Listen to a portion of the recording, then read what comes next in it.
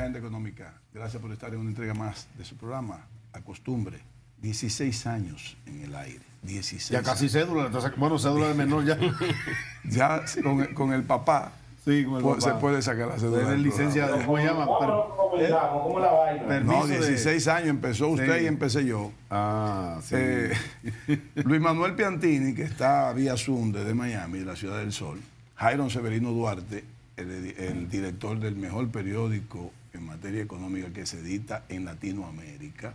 Espero que no se le ocurra hacer un programa de televisión, porque no me haga competencia a mí, sí, porque tú eres el mejor periódico y yo soy el mejor programa. Un servidor de Ezequiel Molina Sardo compartirán el programa con César Dargán, vicepresidente ejecutivo del CONEP. Buenas, César. Ezequiel, Jairo, Luis Manuel desde la distancia, qué bueno estar de nuevo aquí. Te dieron permiso para venir ya al programa porque tenía mucho que Bueno, venir. 16 años yo he venido varias veces. Sí, muchas. En diferentes etapas. Muchas. Pero esta vez cogiste un receso muy alto, muy grande. Lo importante es que estamos aquí. Sí, qué bueno. Don Luis Manuel Piantini. Luis Manuel. Bueno, yo no lo veo a ustedes, pero yo espero que ustedes estén ahí.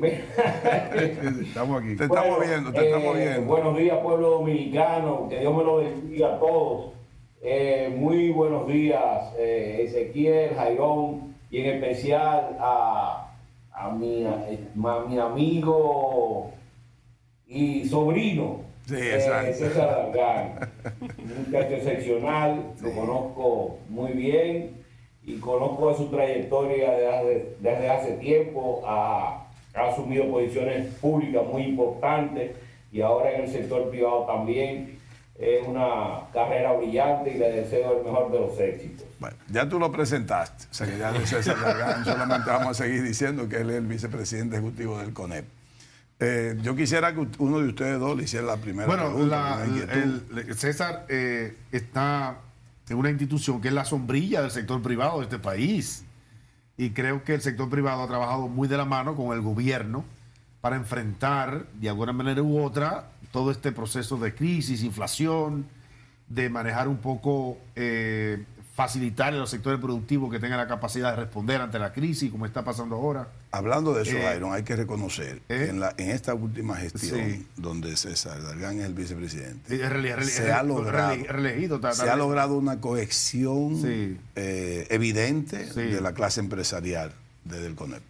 Ok, ya di que viene más reelección de Brache y Dargán viene más reelección. Se merecen. Se merecen, sí, se merecen la Bien, elección. pero básicamente, César, ¿cómo podemos nosotros valorar esa coordinación, si se quiere, que ha habido entre el gobierno, el sector público y el sector privado para enfrentar todo este proceso de crisis, de pandemia, pospandemia y los retos que ahora tenemos con esta guerra en Ucrania, para tratar de salir airoso? Yo creo que lo primero ha sido definirnos nosotros mismos. ¿Qué es el CONEP? ¿Qué representa el sector empresarial de la República Dominicana? Porque al final del día el CONEP no es un partido político. Correcto. El CONEP no está llamado ni a ser gobierno ni a ser oposición, sino a propiciar una agenda que permita el desarrollo, a apoyar la iniciativa privada y con eso pues generar oportunidades para todo el mundo. Entonces, no importa el gobierno de turno, en la medida que podamos tener un diálogo de respeto, no es tampoco más allá, reconociendo los roles de cada quien, pues las cosas fluyen. Y precisamente en momentos tan difíciles como lo que nos han tocado y lo que nos siguen tocando. Yo lo dividiría en diferentes etapas. En el año 2020, y eso parece lejos, pero hace apenas 2 años, señores, el mundo se paró y nuestro país no fue una excepción. Y de repente, de la noche a la mañana, estaban todas las actividades detenidas. Así es. Aún así, en nuestro país, si lo vemos desde el punto, si bien es cierto que lo fundamental era la salud y la vida de los dominicanos, no menos cierto es que aquí no hubo escasez, aquí el suministro se garantizó, aquí los servicios básicos se siguieron ofreciendo, y si nosotros nos comparamos inclusive con países de Europa o con países de Asia o con nuestra región, estas medidas tan abruptas generaron una distorsión en el mercado. En el caso nuestro eso siguió, y evidentemente cuando nos fuimos adaptando a esa nueva realidad, pues lo que se necesitaba era que no faltara, sobre todo en los sectores más afectados. Por eso las medidas monetarias y financieras del momento, que fueron expansivas y procurando garantizar la liquidez y a través también de las ayudas sociales fueron muy acertadas. Pero ahora, 2 años más tarde, nosotros estamos en un escenario completamente diferente. Nosotros, cuando empezamos a respirar una posible salida ya de la pandemia que no ha terminado, todavía esta semana me enteraba yo de casos de personas dando positivo. Sí. No hemos terminado la pandemia, pero estamos en una etapa diferente. Sin embargo, estalla este conflicto de dimensiones mayores en Europa del Este. Entonces, la incertidumbre ha sido lo que ha marcado la agenda. Así como en aquel momento las medidas eran expansivas y procuraban mantener con vida la economía, no menos cierto es que ahora en estos momentos han sido medidas restrictivas, procurando precisamente enfrentar estas olas inflacionarias de dimensiones mayores que estamos viviendo en el mundo. En todo eso, la relación sector privado-gobierno se fundamenta en un diálogo fluido, en una coordinación, una retroalimentación, y esperamos que así siga siendo. Y este cambio tan brusco de estrategia de política monetaria, por ejemplo, porque claro, hubo un momento en que sí había que expandir la masa monetaria para que la gente tuviera acceso.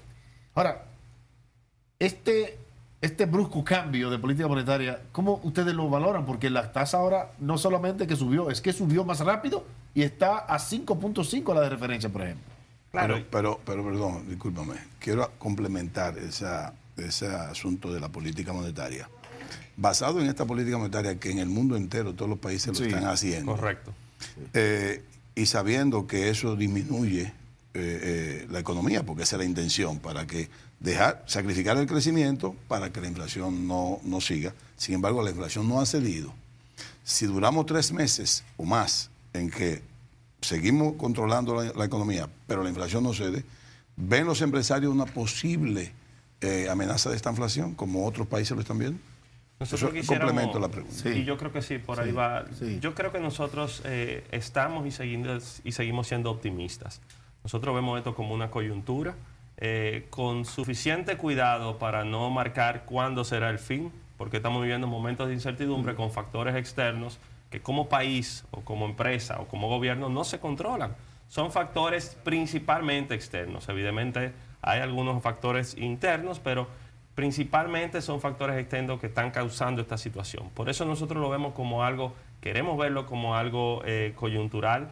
Evidentemente, cuando las políticas expansivas procuraban esa liquidez con una economía detenida, con la actividad propia sin poder desarrollarse, lo que procuraba era precisamente que no faltara la liquidez y que los sectores más desposeídos a través de las ayudas sociales pudieran responder.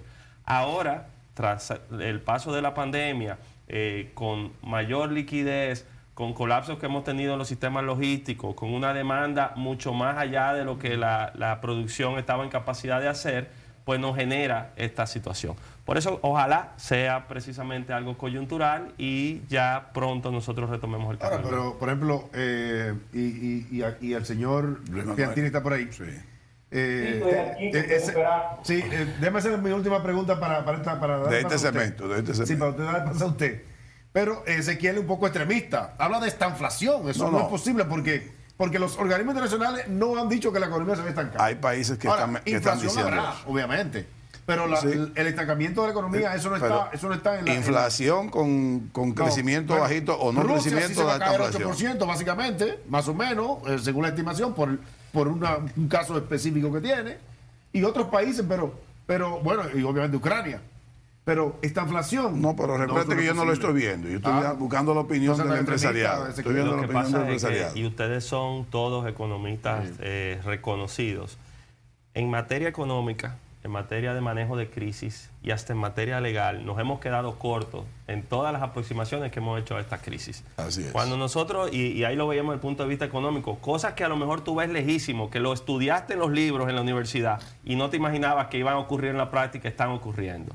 En materia legal nosotros nos dimos cuenta que el Código Laboral Dominicano del año 92, cuando hablaba de las causas de suspensión o bajo qué condiciones se daban, no preveían una pandemia de esta dimensión y las condiciones. Entonces, si bien es cierto que estamos lejos de eso, no menos cierto es que es bueno ver todos los escenarios. Luis Manuel. Pero bueno, cuando comenzó esta situación, César, nosotros fuimos...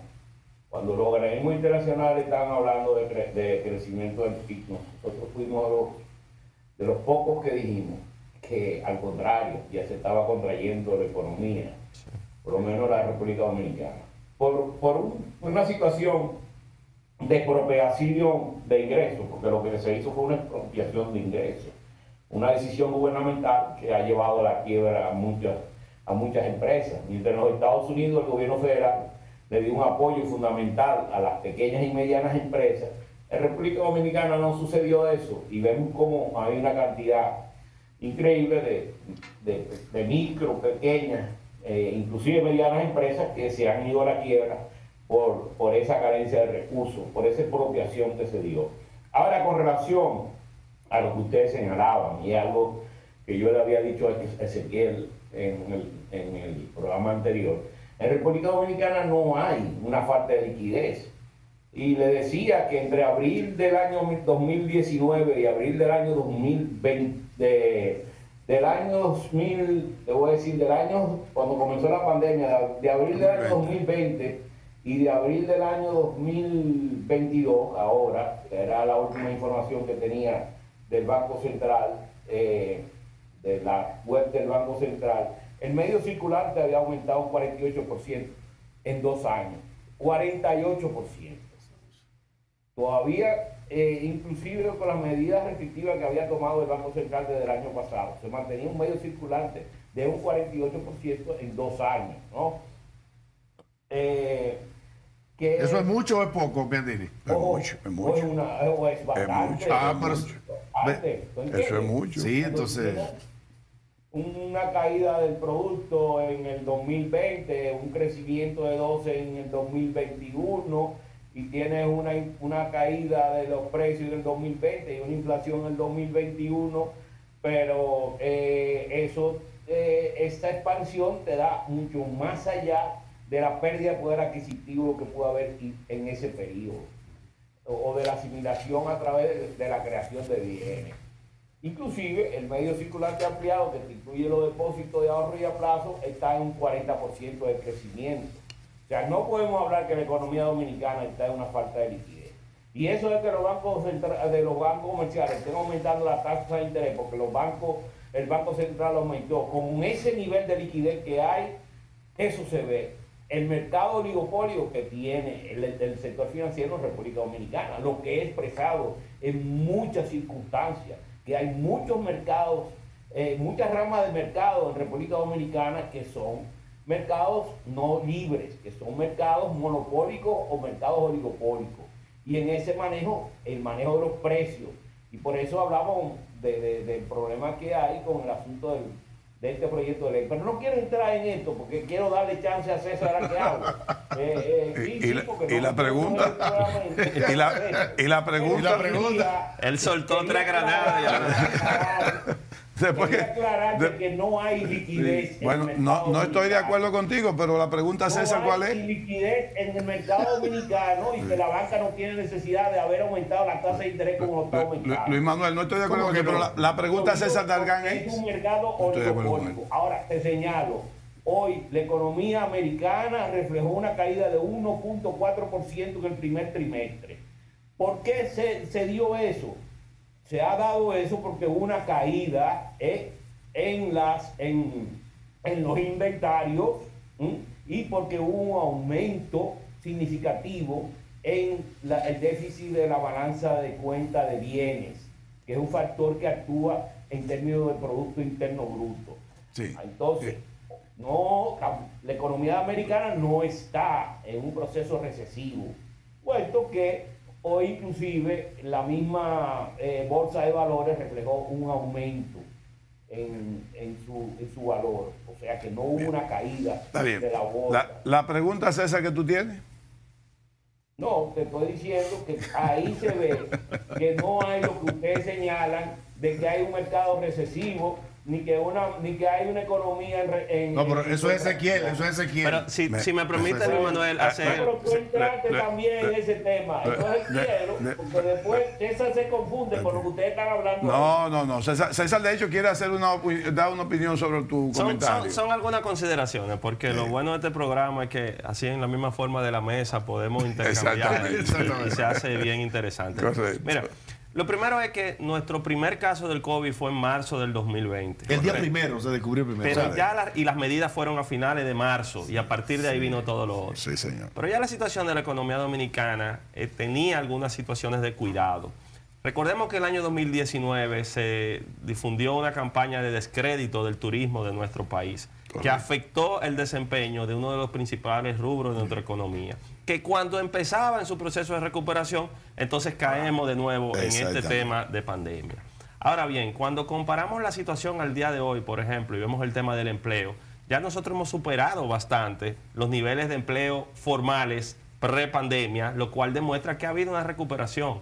Cuando nosotros vemos que la Dirección General de Impuestos Internos, con bombos y platillos, mes tras mes, anuncia aumentos en las recaudaciones, es porque es una economía que definitivamente ya ha superado y podemos ir pasando la página. Hablar de la tragedia en este momento no nos sirve de nada. Hablar de las oportunidades que nos depara el futuro sí debe ser la agenda que nosotros tengamos por delante. Entonces, en todo ese contexto, el optimismo es fundamental. La situación, lo que le ha tocado vivir a la República Dominicana, no le ha tocado vivir a otros países, la capacidad de resiliencia que nosotros hemos tenido. Ahora bien, cuando nosotros tomamos en consideración estos factores macroeconómicos, dirán, bueno, pero ¿con qué se come eso? Al final del día, ¿qué representa eso para la gente? Y en este mismo periodo, post pandemia o post fin de la pandemia, señores, aquí en este país se ha ajustado la tarifa de salario mínimo de la gran mayoría de los sectores. Así es. En momentos en que quizás no eran los prudentes o eran los oportunos, pero aquí se ha aumentado el salario mínimo. Entonces, hay una serie de factores que están sobre la mesa, que como dije al principio, el ambiente es de incertidumbre, pero sigamos haciendo la tarea para que realmente el optimismo pueda vencer el pesimismo ante esta situación. Pues ahora sí, vamos a la pausa, señores.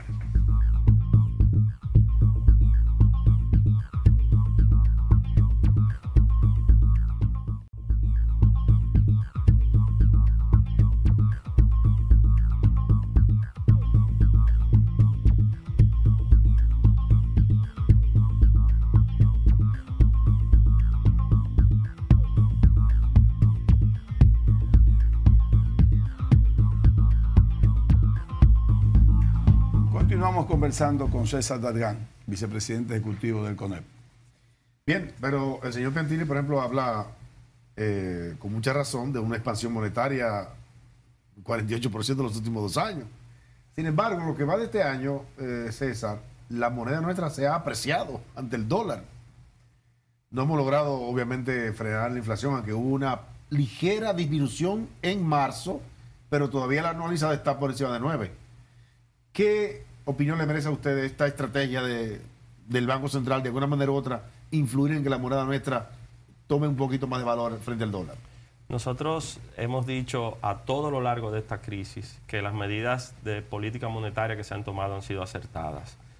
Puede que un subsector de la economía en determinado momento sienta inconformidad o se vea afectado. Sin embargo, la crisis de dimensiones mayores también conllevan decisiones drásticas. Han sido decisiones acertadas en una primera etapa con carácter expansivo, ahora con carácter restrictivo. Esta misma semana, justo lo que decía Jairon, cuando se publica la inflación al mes de marzo, estamos hablando de 9%, febrero 8%, el rango meta era 4 más o menos 1, todavía estamos en niveles muy altos. Sin embargo, las políticas que se han venido tomando han sido las políticas correctas. Yeah. Bueno, porque hay sectores que un poco de fortaleza del peso no le... Yo sé que tú tienes que ser prudente en tu respuesta, pero... A algunos les conviene y a otros no les conviene. Esa es la realidad. Pero yo quiero poner en la mesa que el poquito sacrificio que asumen otros es necesario, porque también hubo otros que asumieron grandes proporciones de sacrificio cuando la crisis realmente estaba bien fuerte. Entonces, ok, afectamos a algunos sectores levemente, porque creo que un $1.55 es competitivo todavía. Pero eso mismo yo creo que se debe en gran parte. Lo podemos ver el vaso medio lleno, medio vacío. Podemos ver los sectores que se ven afectados no por el tema coyuntural. Sin embargo, la razón esencial de eso es la diversificación de nuestra economía. Y en una economía diversificada como la que nosotros tenemos, evidentemente este tipo de medidas beneficiarán a algunos y perjudicarán a otros. Pero esto es un ciclo que en República Dominicana no ha sido constante. Entonces, quiero insistir que esto sea una coyuntura y que podamos salir a flote de la mejor forma posible. ¿Tú vas a decir algo, Luis Manuel? Además, hay un elemento también, César, que no se ha reflejado. O sea, las exportaciones siguen creciendo, el turismo sigue expandiéndose y se ve que la moneda, aunque ha sido apreciada un poco, no es a una magnitud tal que está desalentando las exportaciones. Y hay que tomar en cuenta que el problema de ahora a nivel internacional no es problema de competitividad no es problema de competencia, es un problema de oferta, de que hay falta de oferta en el mercado y que te están comprándolo bien al precio que sea. No es que tampoco te estés beneficiando de una manera abrupta, de que estás abusando del mercado, porque hay otros vendedores. Pero sí que el precio ahora mismo no es un factor importante en la venta de los productos en los mercados por el problema que hay a nivel de oferta. Eso hablando de la apreciación que ha habido un poco en la moneda, porque tampoco es a un nivel tal que te pueda afectar las exportaciones. Yo creo que al contrario, ha sido un factor que ha empujado un poco a la inflación hacia abajo, o sea que no refleje la inflación real la potencialidad de si no hubiera habido ese factor de apreciación. El otro elemento, César, que yo quisiera que tú hicieras tu comentario, es algo que tú dijiste iniciando el programa en relación al aumento de los salarios. Señalábamos nosotros anteriormente en el programa de la semana pasada que nos parecía un poquito desacertado y echarle candela al fuego estas políticas que hay de aumento de los salarios en un momento donde hay un aumento de la inflación. Sabemos que desgraciadamente en República Dominicana se necesita una mejoría a nivel salarial, pero este es un momento en que tú ajustar los salarios es aumentar el costo de la elaboración de un bien y por tanto aumentar el precio.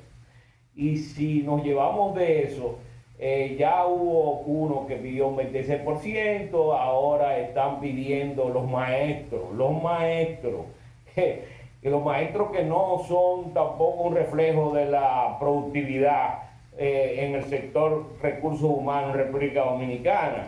Están pidiendo un aumento ahora de un 10% de más de lo que le ha aumentado anteriormente. Entonces, ¿qué te parece a ti este problema que hay para el sector empresarial?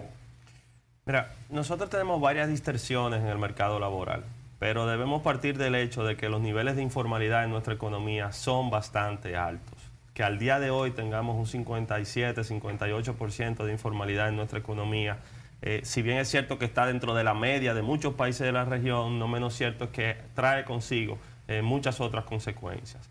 Lo segundo es que cuando hablamos también de ese tejido empresarial de los empleadores, muchas veces ignoramos que el 85% de las empresas en nuestro país tienen menos de 15 trabajadores y que el 95% tienen menos de 50 trabajadores. Nuestro tejido empresarial son micro, pequeñas y medianas empresas, aunque evidentemente el peso de la gran empresa en nuestra economía también es fundamental. Teniendo ese escenario, viviendo un momento de crisis, también debemos reconocer que, a diferencia de muchos países asiáticos, que se habla del milagro de aquí o el milagro de allá, o países que tuvieron una planificación estricta de recuperación posguerra o de modelo de cambio de modelo de desarrollo, en nuestro caso, los tres pilares de esto que estamos teniendo aquí el día de hoy son precisamente estabilidad política, crecimiento económico con estabilidad social y paz social. Y ese último, y ese tesoro que nosotros tenemos aquí, esa capacidad de diálogo, de concertación, de intercambio con los sectores, no lo tiene ningún otro país en nuestra región.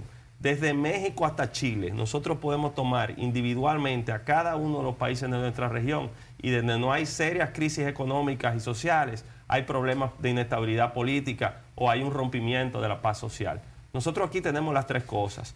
Entonces, en ese sentido, los ajustes de salario, que en adición tenemos una serie de sectores que tienen sus propias tarifas de salario y eso es algo que se debe revisar a futuro. Sí. En segundo lugar, tenemos un comité de salarios sin criterios específicos, que es prácticamente una carnicería. Eso es algo que tenemos que perfeccionar y definir también a futuro. Y quizás el reto fundamental, y es cómo nosotros vamos acercando el salario nominal, que es lo que hemos estado haciendo ahora, estos ajustes, al salario real, tomando en cuenta todos esos factores que se están viendo.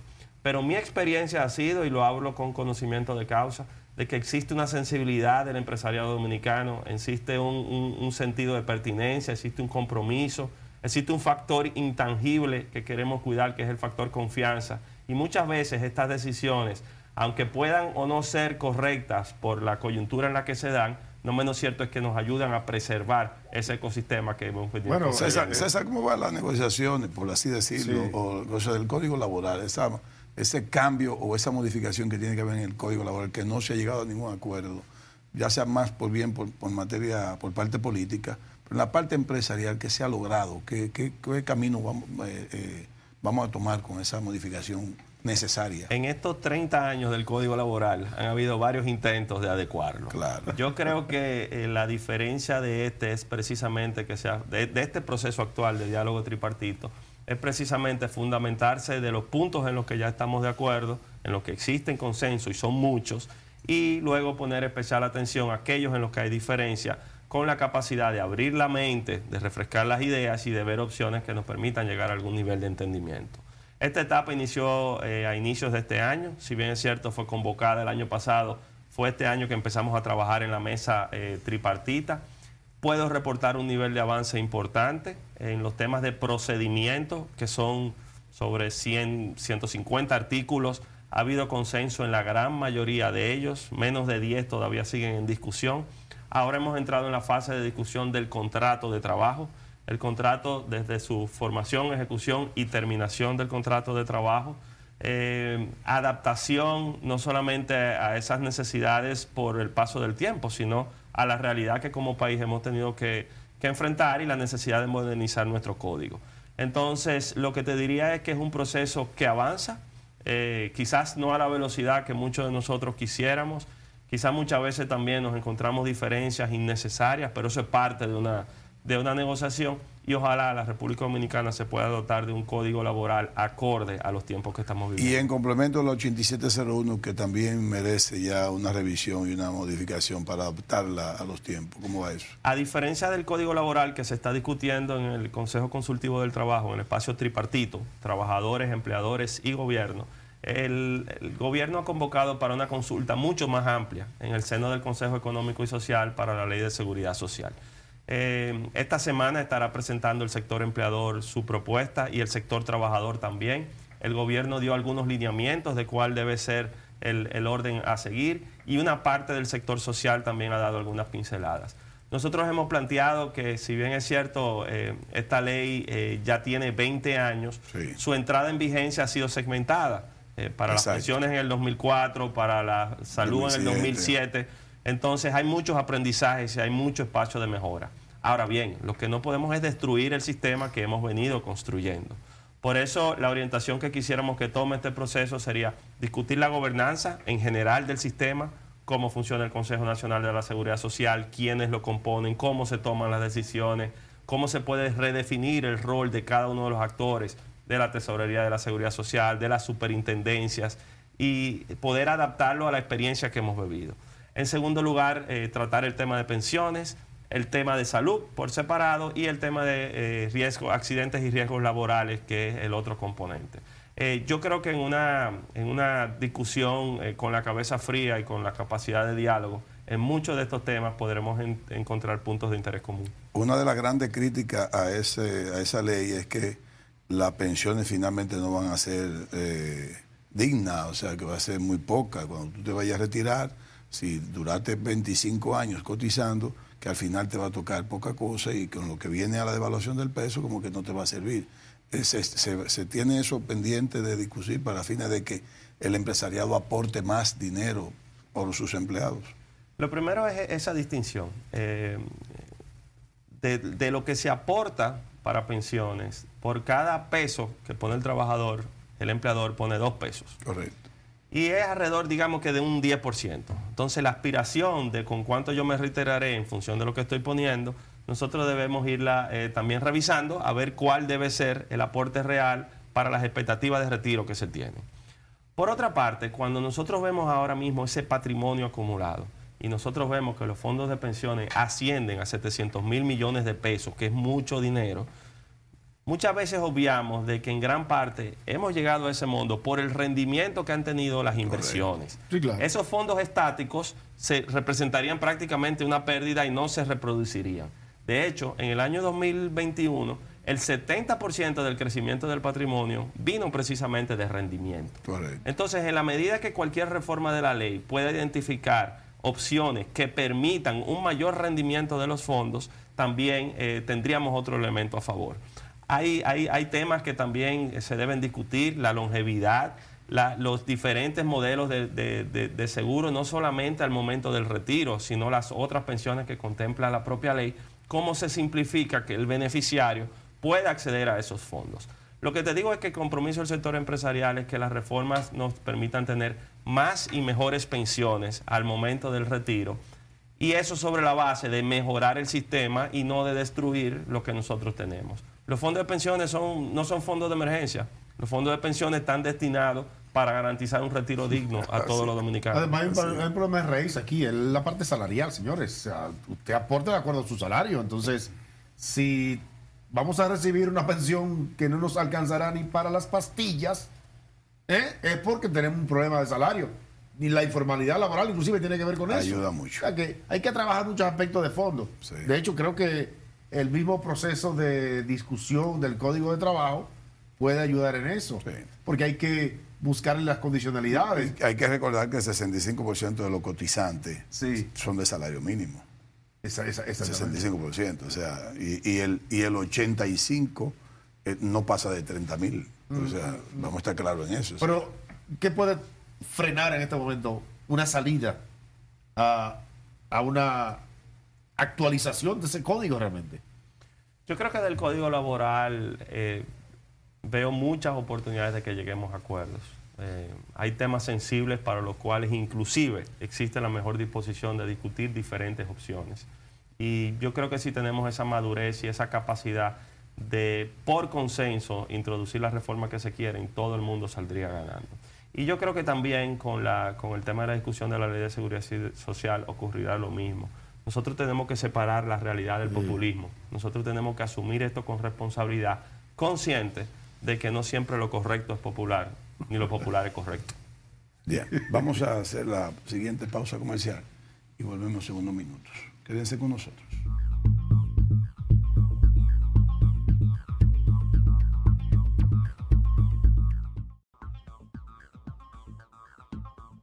Hola amigos, saludos.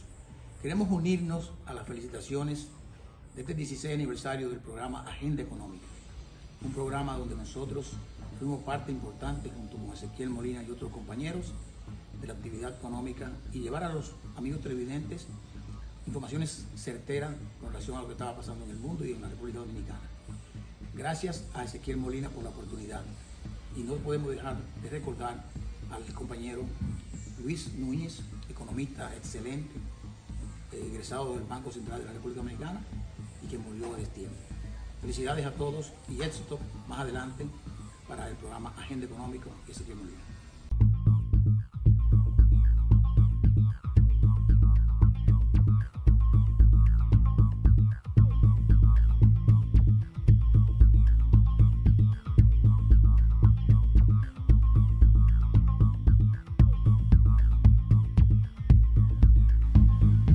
Continuamos conversando con César Dargan.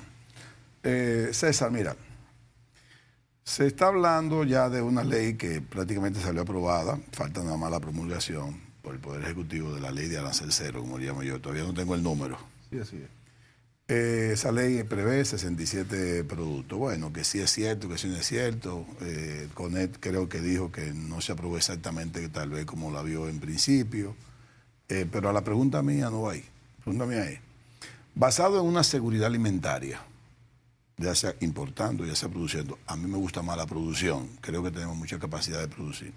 ¿El CONET tiene algún estudio de dónde están las fortalezas en materia de producción agropecuaria de la República Dominicana para garantizar en el tiempo, no por una coyuntura específica, la seguridad alimentaria de la República Dominicana?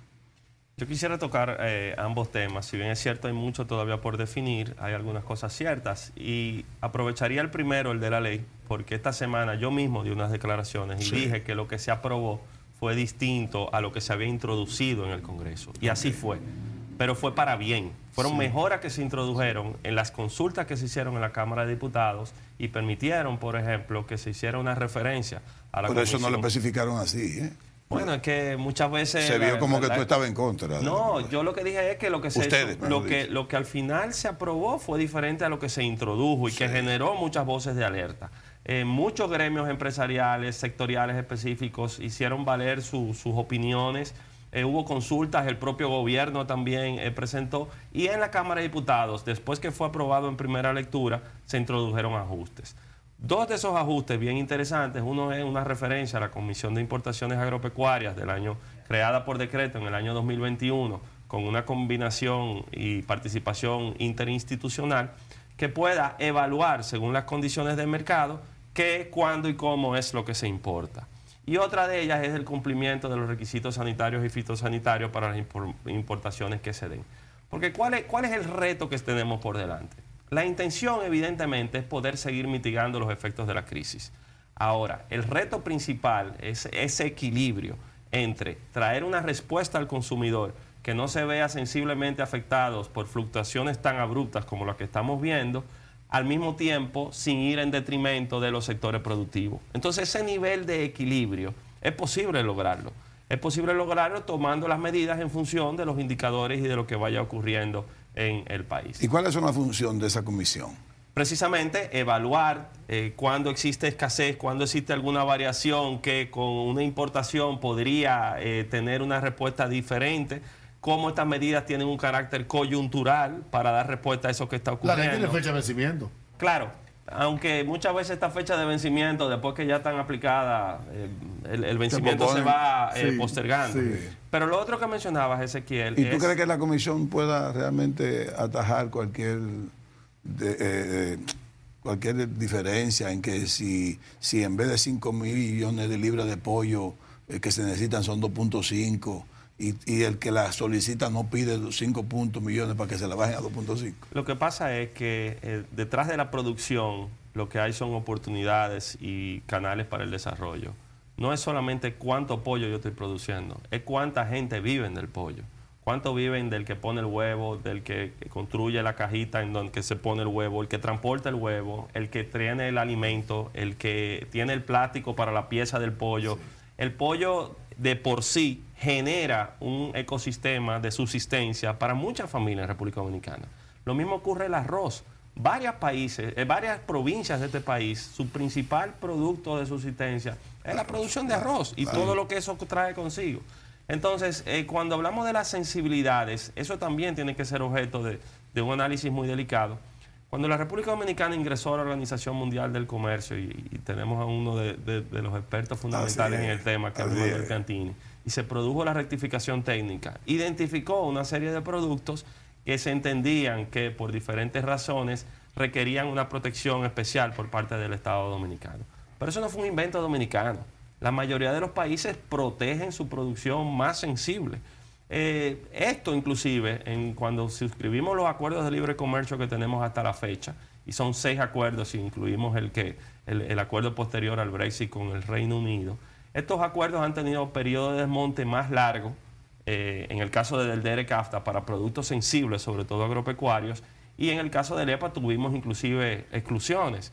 Entonces, esto no es algo nuevo, es algo que es parte de la tradición de política comercial de la República Dominicana y que muchos países también lo tienen. Si bien es cierto, es sujeto de discusiones profundas, sobre todo entre las grandes naciones en la Organización Mundial del Comercio, pero proteger y apoyar la producción nacional es fundamental para nosotros poder mantener estos niveles de desarrollo.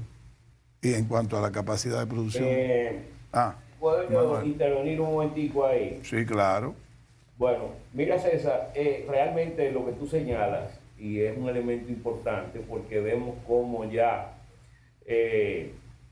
la degradación de esos productos va a comenzar a afectar a los productos nacionales. Cuando se dio ese caso, después de que con el acuerdo del DR-CAFTA, lo que habíamos logrado de la rectificación técnica en la OMC prácticamente se eliminó en ese acuerdo y estamos viendo cómo su desfase está ya caminando hacia tarifas mínimas o tarifas cero. Fue con la condición de que el Doha, el acuerdo de Doha, que era básicamente para el desarrollo, donde uno de sus principales elementos era agricultura, se lograra que los países industriales, los países desarrollados, eliminaran sus subsidios y a la producción agrícola y sus cuotas y sus restricciones que tienen. Sin embargo, eso no ha pasado. Entonces, los más perjudicados somos nosotros. Agraciadamente, en este momento nadie está viendo lo que está haciendo el otro, porque todo el mundo se está defendiendo. Y por eso hay una serie de acciones que ha tomado República Dominicana, que si tú lo ves desde el punto de vista en un momento normal y con la OMC funcionando, eso hubiera sido objeto de ser denunciado por otros países. Pero yo creo que en cuanto tú señalas eso, y es la posición que yo pienso pedirte tu opinión, si tú crees que este es el momento en que los países de Centroamérica y República Dominicana acudan en la reunión que se va a dar de las Américas en Los Ángeles, a solicitar una revisión del acuerdo en términos de la parte de agricultura, para que se logre que estos países tengan algunos productos que son muy sensibles y que puedan ser objeto de lograr seguridad alimentaria, porque lo que pasa es que estamos viendo que cada vez más cerca hay crisis alimentaria a nivel mundial. Eso lo vimos tan recientemente como en 2008, 2009, 2010, que ardió Arabia y se llevaron una serie de presidentes. Entonces, ¿cuál es tu opinión de que pueda lograrse un tipo de acuerdo, inclusive a nivel empresarial, que eso sea impulsado por otros países de Centroamérica? Hay muchas expectativas con la Cumbre de las Américas que se celebrará ahora en junio en Los Ángeles, y que inclusive uno de los eventos paralelos es precisamente la Cumbre Empresarial. Ahora bien, esto es un poquito más profundo. Lo que estamos viviendo es en gran parte una consecuencia de la incapacidad del multilateralismo en materia comercial de lograr acuerdos que pudieron haber traído soluciones a muchas de estas cosas que se vinieron dando. Y en esa incapacidad del multilateralismo comercial, con el fracaso de la ronda Doha, de la inconclusa ronda Doha, lo que hemos visto es una proliferación del regionalismo y de acuerdos de libre comercio en estos bloques. En nuestro caso, en el acuerdo que nos vincula con nuestro principal socio comercial, que son los Estados Unidos, yo creo que los mecanismos están establecidos dentro del Comité de Asuntos Agrícolas precisamente para revisiones periódicas que permitan llegar a los acuerdos que las partes quieran tener. Es decir, el propio acuerdo lo permite. El escenario de la Cumbre de las Américas, que este año de manera particular estará matizado por diferencias políticas, que es lo que hemos venido viendo, inclusive a lo interno de nuestra propia región, pero por parte de República Dominicana entiendo que se promoverá aún más esta alianza con Costa Rica, con Panamá, la alianza por el desarrollo. Se verán los temas de las oportunidades que trae consigo el nearshoring y cómo esto que está ocurriendo en Asia genera oportunidades para producción más cerca de la costa de Estados Unidos en nuestra región, y cómo los vínculos primarios que nos unen deben ser fundamentales. Entonces, son temas muy sensibles, pero al final del día, y era lo que comentaba hace un momentico Ezequiel, el equilibrio entre poder dar respuesta al consumidor, sobre todo en los sectores más desfavorecidos, y también sin ir en detrimento de la producción nacional. ¿Tiene el CONE algún análisis, algún estudio sobre la capacidad que tendríamos nosotros o que ya tenemos nosotros? Y eso me imagino que va también amarrado a la ley de limitación del término ordenamiento territorial. ¿Hay algún estudio de la capacidad que tenemos nosotros para poder tener una gran ofensiva en producción agropecuaria? Hay varios estudios, no propios del CONEP, pero hay estudios que ha hecho el Banco Interamericano de Desarrollo, hay estudios de la propia Junta Agroempresarial Dominicana, de la Asociación Dominicana de Hacendados, de Confenagro, identificando ese potencial tanto de producción como de capacidad de exportación. con ProDominicana, con el 6RD también de los nichos de mercado en los cuales tendrían nuevas oportunidades estos productos. Nosotros seguimos teniendo retos importantes porque cuando iniciamos en esta fase de apertura comercial al final de la década de los 90, precisamente esos plazos que se veían largos de 20, 25, 30 años, era para adecuar nuestra producción, para aumentar nuestros niveles de productividad, para trabajar en temas de competitividad.